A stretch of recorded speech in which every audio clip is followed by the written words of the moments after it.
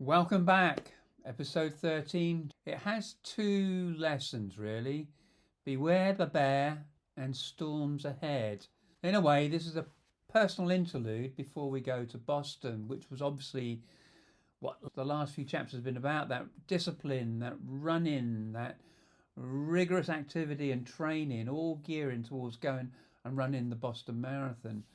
But I'm going to take a step back here. Had an old university friend called Ian who was now living in Alaska. He works for BP, British Petroleum. And I took a flight from St. Louis up to Anchorage. He takes me into town and into this hotel, and there's this huge polar bear stuffed right there in the foyer. Massive. My claws up to the ceiling. I'd never seen anything like it. I was wandering along the seafront in Anchorage and I walk into this shop and there's a book there called Bear Tales.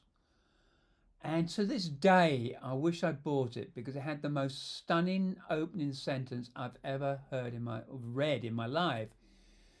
And as the bear's jaws and teeth crunched through my skull, I passed out. Bear Tales. I've never ever, so vivid. But everything's massive in Alaska.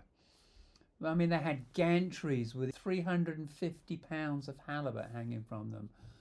Ian and I took a trip down the Seward Highway to the Kenai Peninsula. Well, we went fishing for king salmon. Absolutely delightful few days.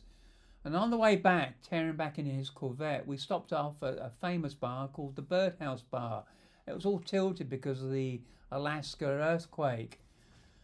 And the bartender serves your drink and puts it on the bar and it slides down to you.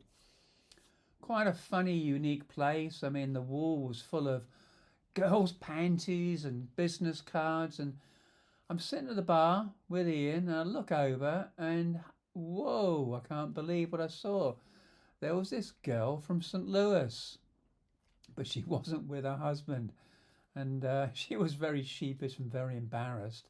I made up a little ditty about her, which you can read about in the book. I used to sing it to her whenever we were back in Clancy's in St. Louis. My brother was now living in Brunei. I'd done an apprenticeship back in Portsmouth, working for Vosper Thornycroft. He actually built all the fast patrol boats for the Sultan of Brunei, and my brother became part of the contract to maintain his fleet. I went out to visit him and talk about changes in perception, just like going to North Dakota and Minnesota. Body shock. Well, going to Brunei, body shock the other way. Humid, hot. Flew into Brunei, sweat dripping off me, and before I know it, my brother's taking me on a trek through the jungle. He's a member of what's called the Hash House Harriers, and essentially it's a drinking club with a running problem. And what they do, it's like a hare and hounds. They lay down trails through the jungle and you chase after the hares to see if you can catch them. So there I was, 45 minutes after getting off the plane, running through the jungle. And I'm absolutely petrified of snakes. I'm kind of feeling a little bit gingerish. And my brother actually did come face to face with a king cobra once on one of his recce's for one of the hashes. The highlight of that trip was actually meeting an English teacher who was out there called Jane. And yes, we whiled our time away, skinny dipping in the South China Sea, drinking bottles of Vervé Cliquet champagne. Absolutely delightful time. I can remember her turning around to me and she said, "Neil, do you have a girlfriend back home?" And I said, "Yes, of course I do." Very cheeky, I know, but it was true. And that girlfriend was Sandy. I've mentioned her in a couple of chapters back. Very, very volatile personality.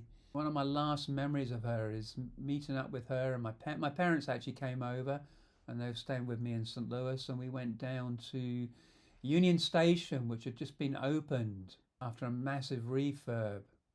I remember the day, it was October the 19th, 1987, which is also known as Black Monday, when the markets went into free fall. Just a few days after, Michael Fish had famously said, "We don't have hurricanes in England." Of course, the hurricane had swept through Britain, And my parents, when they returned, they did return to a devastated land. Now, I've alluded in the title that this is about storms ahead. Little did I realise, although I was feeling like I was in a real sweet spot in my life, little did I realise the storms that were coming my way. But there'll be more on that in chapter 14. If you've liked this chapter, please give it a thumbs up, make comments, share it, and beware of the bear that's coming your way. And you need to be ready for the storms that are ahead. Thank you very much, and I'll see you again tomorrow for chapter 14.